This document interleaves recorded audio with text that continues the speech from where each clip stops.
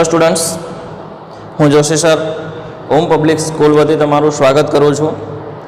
मित्रों, आपणे धोरण 11 बायोलॉजी चालू है, एनु चेप्टर नंबर 8 आपणे स्टार्ट करेलू है, बराबर है। अने ए चेप्टर नंबर 8 एटले के कोष ए जीवननो एकम। एनी अंदर मित्रों मैं तमने बे टॉपिक है ये शीखवाड़ी दीधा है।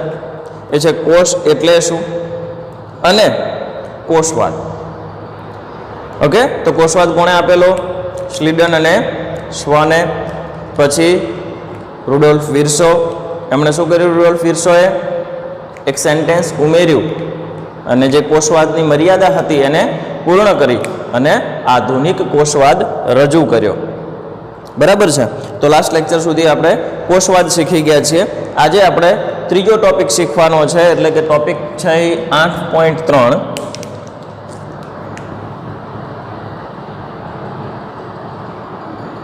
कोषનું વિહંગાવલોકન।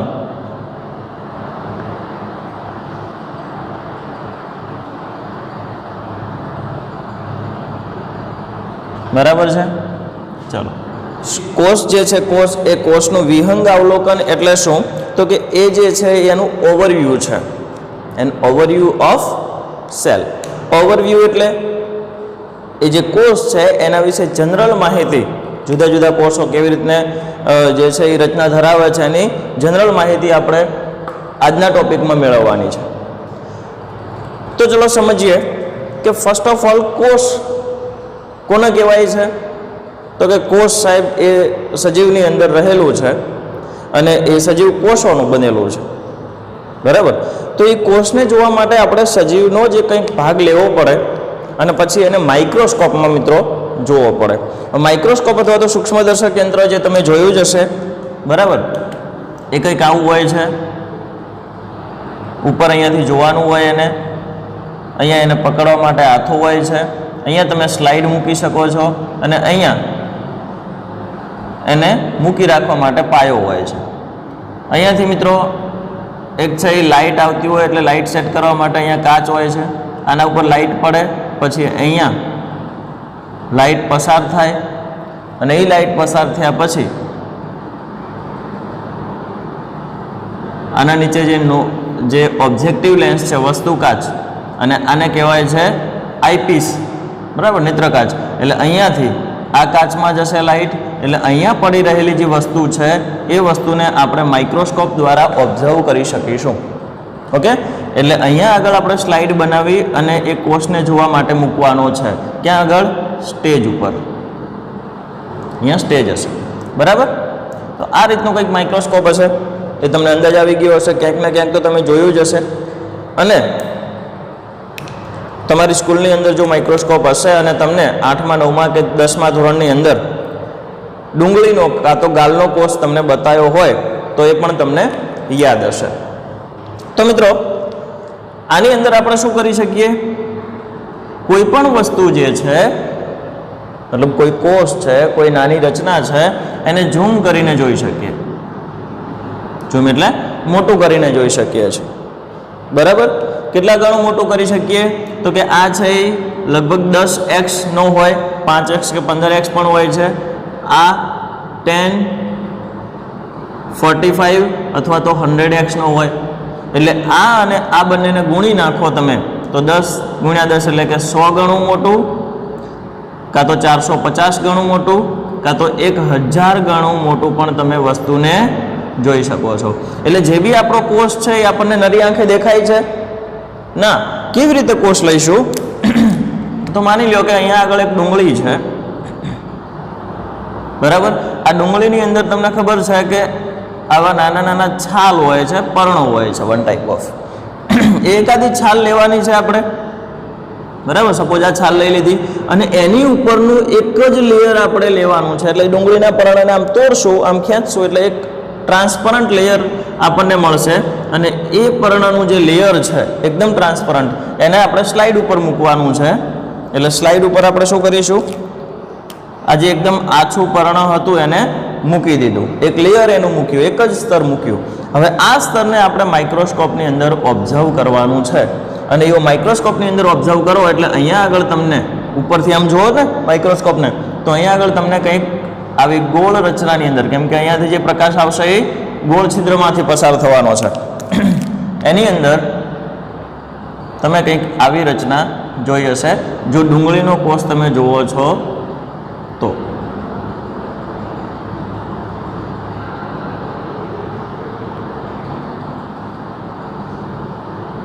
બરાબર છે? તો આ બધા જે છે એ કોષ છે, રાઈટ. એનું આપણે આજે અવલોકન કરવાનું છે અથવા તો ઓવરવ્યૂ મેળવવાનો છે. ચલો મિત્રો, બીજી એક વસ્તુ છે કે તમે ગાલના કોષનો પણ અભ્યાસ કરી શકો છો. ચલો હવે આ ડુંગળી છે એ શું છે? વનસ્પતિ છે સાહેબ. અને ગાલનો કોષ છે એ કેવો કોષ છે? તો કે એ તો પ્રાણી કોષ છે. તો આપણે ગાલના કોષની વાત કરીએ. ચલો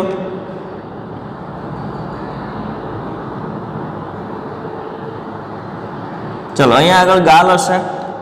આપણું જે મુખ છે એ મુખની અંદર ખોલી અને જે એક નીડલ હોય છે સોય ટાઈપ, એને આપણે અંદર ગાલના અંદરના ભાગમાં ફેરવવાની હોય છે. એટલે એની અંદર રહેલું જે અધિસ્તર છે અંદરનું, તો એના ઉપરથી જે કોષો છે એ થોડા ઘણા ઉખડી જશે. આપણે નીડલ ફેરવશું એટલે તમને કંઈ પ્રોબ્લેમ થશે નહીં, ખાલી આમાં ફેરવવાનું છે. એ કોષો ઉખડ્યા પછી તમારે એને એક પાણીના ટપકું મૂકીને અથવા તો સેફ્રેનિન મૂકીને અહીંયા આગળ એક ટપકું હશે, એની અંદર આ જે નીડલ છે તમારી એને આમાં હલાવવાની છે. એટલે તમારા જે ગાલના કોષો છે એ કોષો ક્યાં આવી ગયા? બધાય આના ઉપર.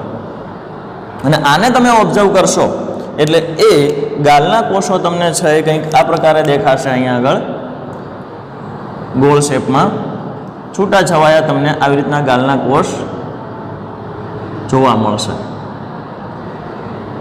બરાબર છે? એ સીધે સીધા ચોટેલા કેમ નહીં જોવા મળે?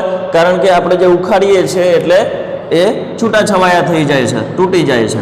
એટલે અમુક કોષો તમને જોડાયેલા જોવા મળી શકે છે અને અમુક કોષો છૂટા છવાયા પણ જોવા મળશે.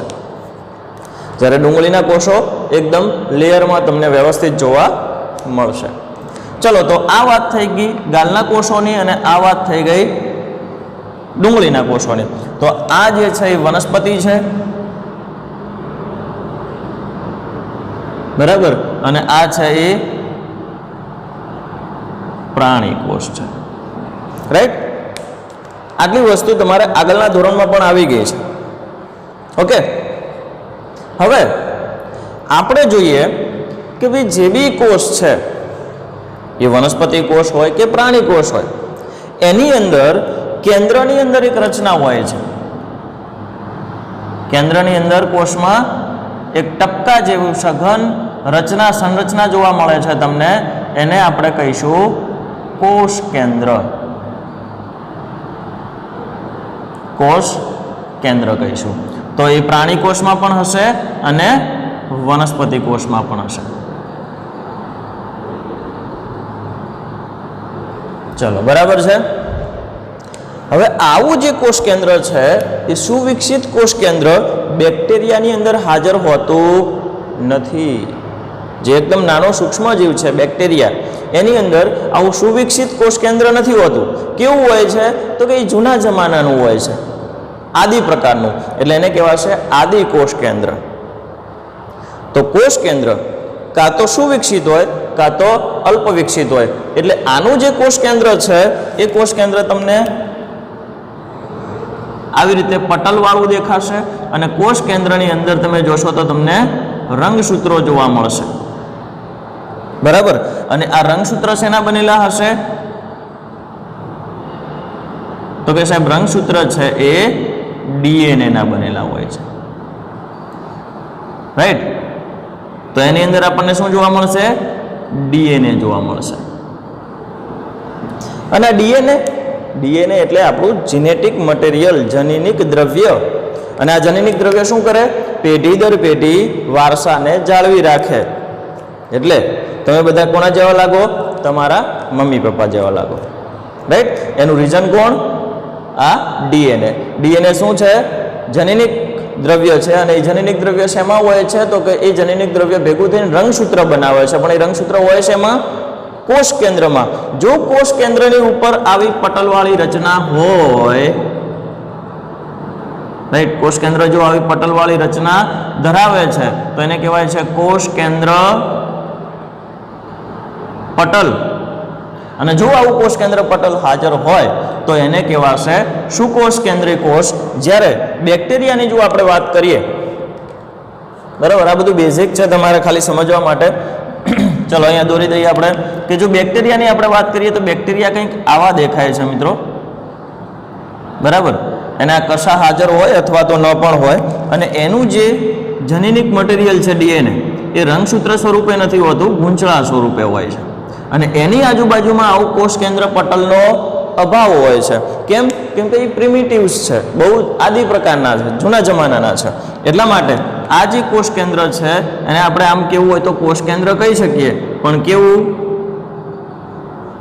આદિ પ્રકારનું। તો આ થઈ ગયું આદિ કોષ કેન્દ્ર કે જેની અંદર કોષ કેન્દ્ર પટલ ગેરહાજર હશે, રાઈટ। તો ટૂંકમાં આપણે એવું સમજ્યા કે કોષ છે એ વનસ્પતિ કોષ અને પ્રાણી કોષ એનો તો આપણે અભ્યાસ કરી ચૂક્યા છો, અને કદાચ નહીં કર્યા હોય તો કદાચ તમે 11મા અને 12મામાં તો ફાઇનલી કરશો જ, પ્રેક્ટિકલ આવે જ છે એ બંને કોષોના, એટલે તમે એનો અભ્યાસ કરવાના છો। 12મા ધોરણની અંદર તમે કોષ કેન્દ્રનો પણ પ્રેક્ટિકલ કરવાનો છે, તો એ પણ તમે શીખી જશો। પણ ટૂંકમાં આપણે એવું સમજવાનું છે કે જો કોષ કેન્દ્ર છે એ કોષ કેન્દ્ર સુવિકસિત હોય, એટલે કે એના ઉપર જો કોષ કેન્દ્ર પટલ હાજર હોય, ક્યાં હશે કોષ?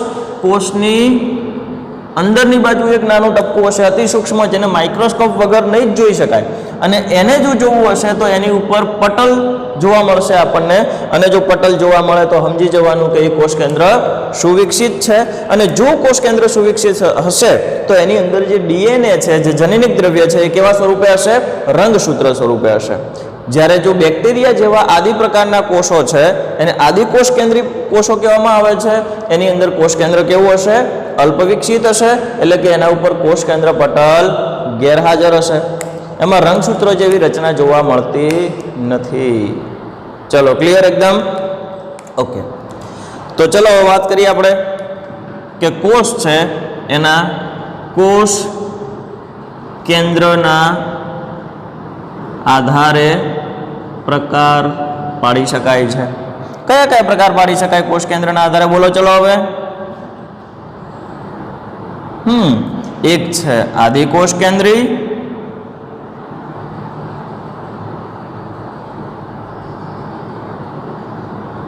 અને સુકોષ કેન્દ્રીય કોષ।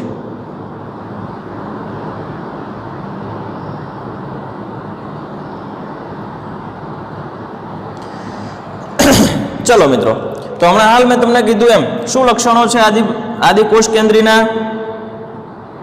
તો કે સાહેબ આદિ કોષ કેન્દ્રી કોષ હોય તો એમાં કોષ કેન્દ્ર છે એ અલ્પ વિકસિત હોય,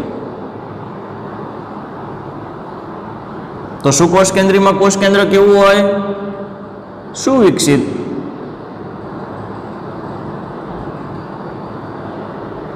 ચલો કમ્પ્લીટ। ઓકે, કોષ કેન્દ્ર અલ્પ વિકસિત એટલે કેવું? તો કે એની ઉપર કોષ કેન્દ્ર પટલ ગેરહાજર। આની અંદર આપણે જોઈશું તો કોષ કેન્દ્ર પટલ હાજર। ચલો કમ્પ્લીટ। ઓકે, આગળ વાત કરીએ તો આની અંદર કોષ છે તો કોષની અંદર અંગિકાઓ હોય મિત્રો। આ જે પ્રાણી કોષ કે વનસ્પતિ કોષ છે એની અંદર અંગિકાઓ હશે। કેવી અંગિકાઓ? તો સપોઝ માની લો કે આ કોષ છે તો કોષનું કોષ કેન્દ્ર હોય, એના ઉપર અંતઃકોષ રસજાળ હોય, એના ઉપર ગોલ્ગી કાય હોય, બરાબર। બીજી એની અંદર રચના હશે તમારી કર્ણાભસૂત્ર હશે, ઓકે, રિબોઝોમ્સ અને લાઇસોઝોમ્સ પણ હશે। આ જે ઉપર બતાવ્યા છે એ રિબોઝોમ્સ છે, રાઈટ। આના અંદર તારા કેન્દ્ર પણ જોવા મળશે આપણને, કોષ કેન્દ્ર પટલ પણ જોવા મળશે, બરાબર। જો એ વનસ્પતિ કોષ હશે તો હરિતકણ પણ જોવા મળશે, અને આની અંદર એક જેલી જેવું પ્રવાહી હશે જેને આપણે કહીશું કોષ રસ. બરાબર, આવી રીતનો તમારો કોષ દેખાતો હશે. તો આની અંદર જે અંગિકાઓ જોવા મળી તમને, આ બધી અંગિકાઓ ઉપર પટલ છે. શું છે? પટલ. પટલ એટલે એક પ્રકારનો પડદો છે, એ ઢંકાયેલી છે એક લેયર વડે. પણ આદિ પ્રકારનો જે કોષ છે એની અંદર આવી અંગિકાઓ ગેરહાજર છે. એટલે એમાં આપણે લખી શકીએ કે પટલમય અંગિકાઓ કેવી? ગેરહાજર છે. અને આની અંદર આપણે શું લખી શકીએ બીજું કે ભાઈ પટલમય અંગિકાઓ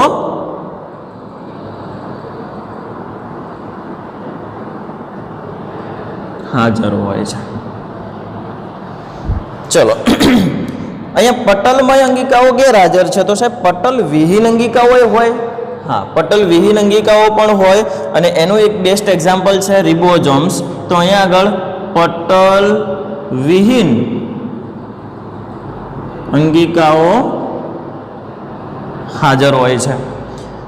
લખીએ આપણે, એક એક્ઝામ્પલ છે રિબોઝોમ. બરાબર, એની અંદર મેસોઝોમ પણ હોય છે, એ આપણે આગળ ભણીશું. તો રિબોઝોમ કેવી રચના છે? રિબોઝોમ એ પટલ વિહીન રચના છે. આવા બે યુનિટો જોડાયેલા હોય છે, સબ યુનિટ્સ, અને પછી એ રિબોઝોમ બનાવે છે. આની અંદર જે રિબોઝોમ છે એ 70S પ્રકારનું હોય છે, અને આદિ સુકોષ કેન્દ્રની અંદર રિબોઝોમ 80S પ્રકારનું હોય છે. ઓકે, તો આપણે વાત કરીએ કે આની અંદર પણ પટલમય અંગિકા તરીકે રિબોઝોમ હાજર હોય છે. તો આપણે લખીએ કે રિબોઝોમ હાજર. કેવી? પટલ વિહીન અંગિકા તરીકે. હવે એવું નથી કે આની અંદર રિબોઝોમ છે એ કંઈક, ચલો અહીંયા આગળ આપણે રિબોઝોમ દોરી દઈએ છીએ. કેવા પ્રકારનું હશે? 80S પ્રકારનું હશે. તો આની અંદર ક્યાં ક્યાં તમને જોવા મળશે રિબોઝોમ? તો રિબોઝોમ એક તો આ કોષમાં તો જોવા મળશે જ. કયા કોષમાં? સુકોષ કેન્દ્રિક કોષમાં. તો લખી દીધું આપણે. બીજું, આ કર્ણાભ સૂત્ર છે, એ કર્ણાભ સૂત્રમાં પણ આપણને રિબોઝોમ જોવા મળશે. તો કોષરસમાં જોવા મળશે, કર્ણાભ સૂત્રની અંદર જોવા મળશે, અને આ કોષ કેન્દ્રની ઉપર જે આ દર્શાવેલું છે એ છે અંતઃકોષરસ જાળ. એ અંતઃકોષરસ જાળની ઉપર પણ રિબોઝોમ હશે. અંતઃકોષરસ જાળ ઉપર. બરાબર, તો અંતઃકોષરસ જાળ ઉપર જો રિબોઝોમ હોય તો એ અંતઃકોષરસ જાળને આપણે કહી શકીએ છીએ રફ એન્ડોપ્લાઝમિક રેટિક્યુલમ, એટલે કે ખરબચડી અંતઃકોષરસ જાળ. તો જો રિબોઝોમ હાજર હશે, ઓહો, ચલો રિબોઝોમ હાજર હશે તો આપણે શું કહી શકીશું?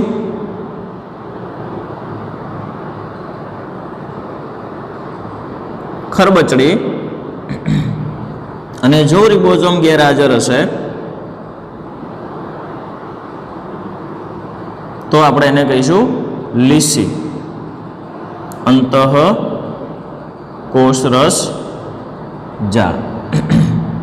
બરાબર, તો સમજી ગયા? આગળ વસ્તુ ડિટેલમાં આવશે કે આ જે અંતઃકોષરસ જાળ છે એની ઉપર જો આવા ટપકા હોય તો એને કહેવાશે ખરબચડી અંતઃકોષરસ જાળ, અને જો આવું નથી તો એને કહેવાશે લીસી અંતઃકોષરસ જાળ. ચલો મિત્રો, તો સર પ્રાણી કોષની અંદર પણ એવું જ હશે? હા, પ્રાણી કોષની અંદર પણ એ એક હરિતકણ નામની રચના ધરાવે છે.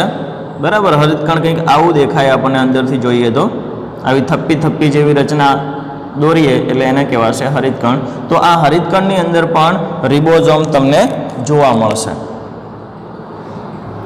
તો વનસ્પતિ કોષમાં હરિતકણની અંદર, પ્રાણી કોષની અંદર કર્ણાભ સૂત્રમાં, વનસ્પતિ કોષની અંદર પાછું કર્ણાભ સૂત્ર હોય તો એમાં પણ જોવા મળે છે, એટલે હોય જ છે, એમાં જોવા મળશે. તો આપણે લખીએ અહીંયા કે રિબોઝોમ એના કોષરસમાં તો હાજર હોય છે, પણ એ કોષરસ સિવાય પણ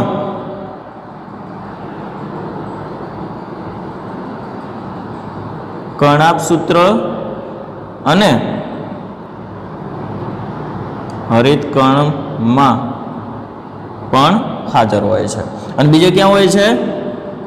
અંતઃકોષ રસ જાળની ઉપર હોય છે, એમાં અંદર હોતા નથી, ક્યાં હોય છે? ઉપર હોય છે, બરાબર. તો આ 3 વસ્તુ છે. આની અંદર તો પટલમય અંગિકાઓ કેવી હતી? આદિકોષ કેન્દ્રીયમાં ગેરહાજર, પણ આની અંદર આપણે હાજર છે. તો કેવી કેવી અંગિકાઓ આની અંદર હાજર હશે? મેં તમને કહી દીધું છે એમ. જો શું હોય તો કે એક તો કોષ કેન્દ્ર હોય, કેવું? સુવિકસિત. કોષ કેન્દ્ર ઉપર શું હાજર હોય? કોષ કેન્દ્ર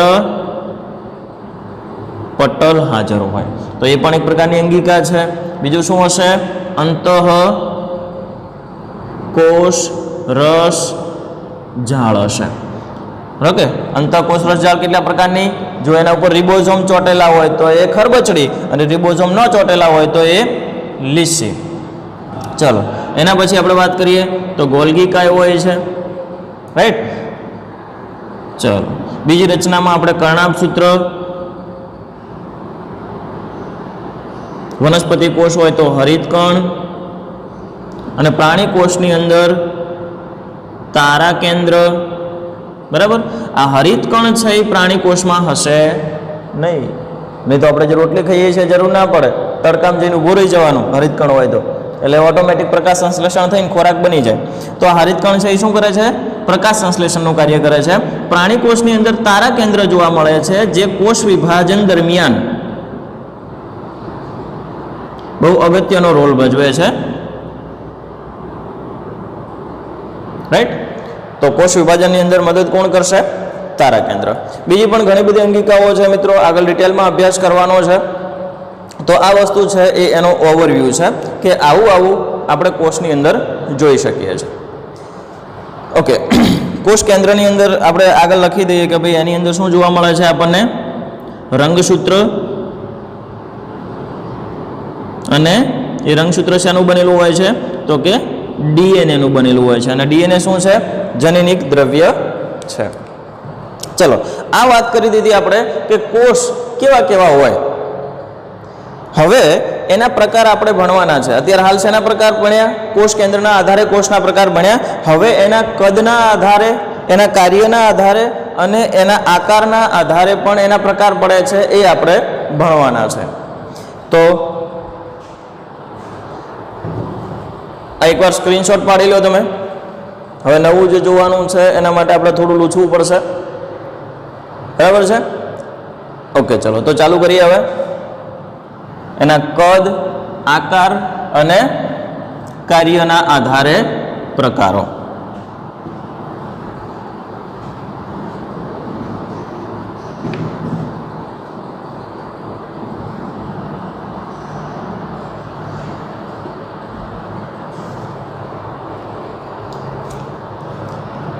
ચાલો, કદ, આકાર અને કાર્યના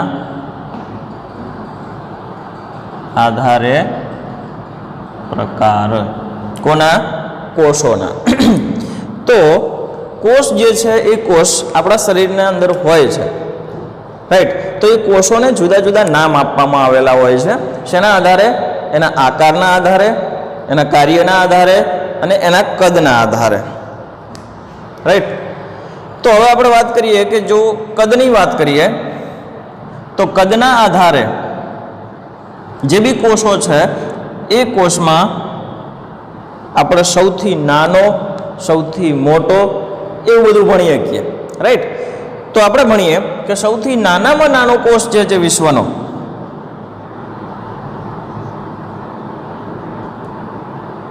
રાઈટ, એ છે માઇકોપ્લાઝમા.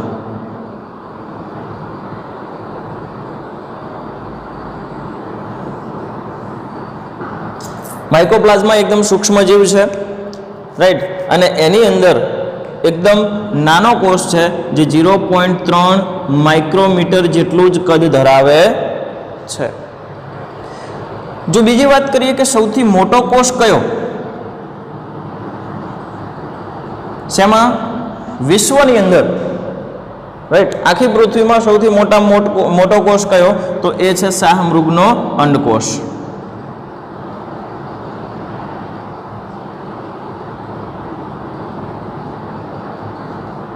બરાબર છે।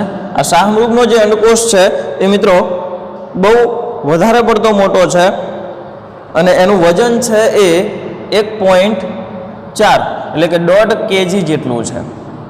જો એની આપણે આમ લંબાઈ માપીએ તો એ લંબાઈ છે 15 સેન્ટીમીટર, બરાબર, અને આમ જો પહોળાઈ માપીએ તો એ છે 13 સેન્ટીમીટર। એટલે તમે વિચાર કરી શકો છો કે આ એનો જે કોષ છે એ કેટલો મોટો હશે, બરાબર।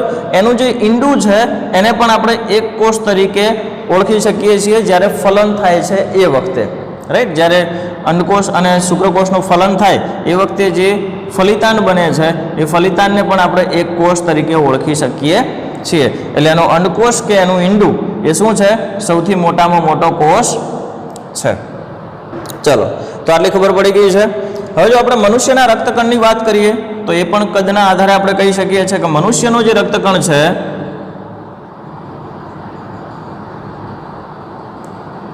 એની લંબાઈ એની જે કદ છે એ 0.7 માઇક્રોમીટરનું છે। અને મનુષ્યની અંદર જે આપણો ચેતાકોષ છે એ ચેતાકોષ સૌથી લાંબો છે। મનુષ્યમાં ચેતાકોષ સૌથી લાંબો છે,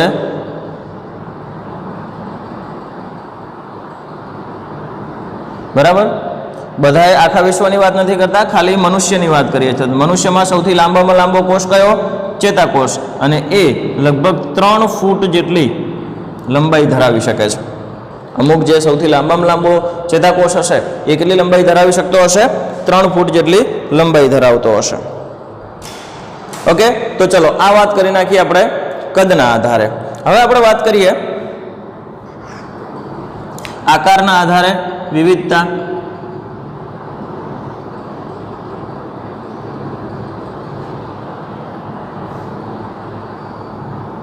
ચલો, આકારના આધારે વિવિધતાની અંદર આપણે વાત કરીએ છીએ તો પછી જુદા જુદા આકારના આપણને કોષો છે એ જોવા મળશે। તો એ કોષો કેવા કેવા પ્રકારના જોવા મળશે આપણને? બિંબાકાર,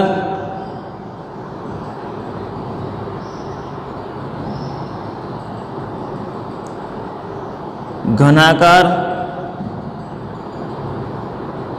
સ્તંભાકાર,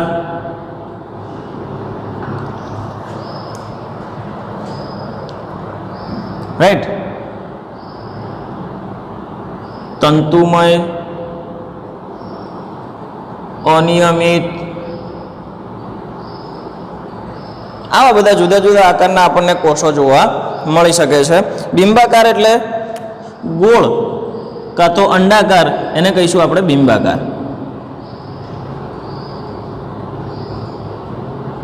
બરાબર। હવે ગોળ કાં તો અંડાકાર જે કોષો છે એ કયા છે?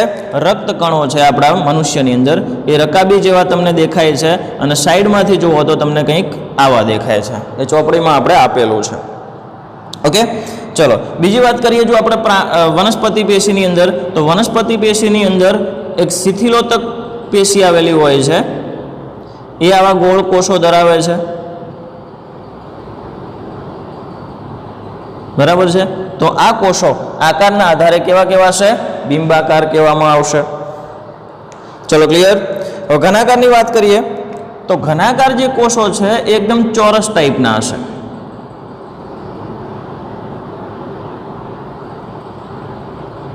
આ ટાઈપના દેખાશે। સ્તંભાકાર છે એ થોડા લાંબા લાંબા દેખાતા હશે, થાંભલા હોય ને એ થાંભલા ટાઈપના હશે, તો એને કહેવાશે સ્તંભાકાર કોષો। ચલો, ક્લિયર મિત્રો? ઓકે, તો જે સ્તંભાકાર કોષો છે એ મૂત્રપિંડની જે મૂત્રનલિકા છે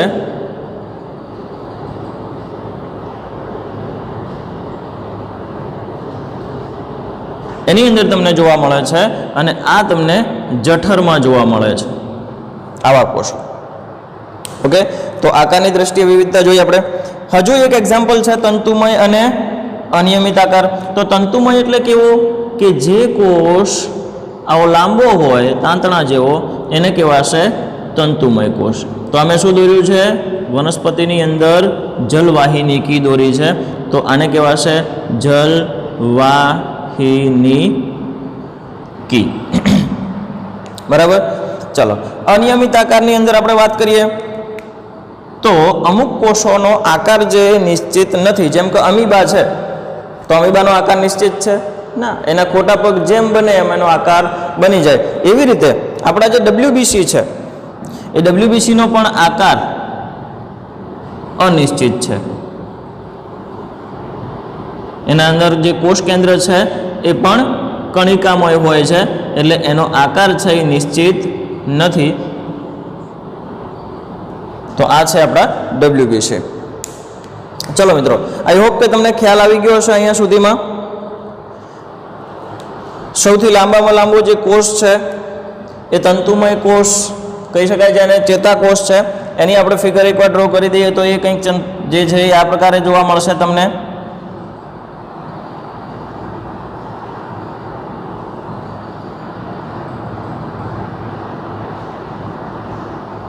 ઓકે, તમારી ચોપડીની અંદર 127 નંબરના પેજ ઉપર જે આકૃતિઓ આપેલી છે એ તમારે એકવાર જોઈ લેવાની છે. આનું નામ છે ચેતાકોષ, મનુષ્યમાં સૌથી લાંબો કોષ. ઓકે, તો આ જ છે આજનું આપણું લેક્ચર, કોષનું વિહંગાવલોકન. મિત્રો, જ્યાં ખ્યાલ ન આવ્યો હોય, કંઈ સમજો ન પડી હોય તો અમારો કોન્ટેક્ટ નંબર છે, તમે એની ટાઈમ કોન્ટેક્ટ કરી શકો છો. ઓકે, ચલો.